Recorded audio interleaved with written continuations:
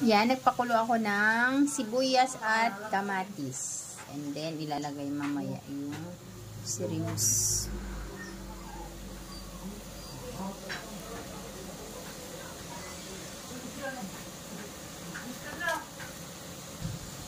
Yan, kumukulo na yung tubig.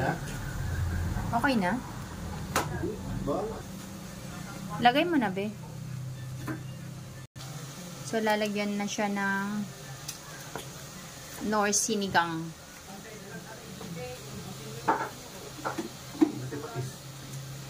Diyan sa gilid.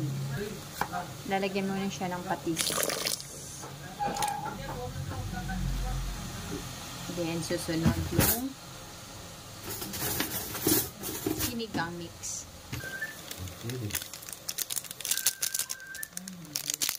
So, yan yung ano, yung sinigang. Tapos, konting magic syrup.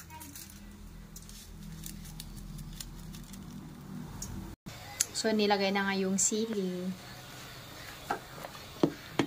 Then, yung shrimps.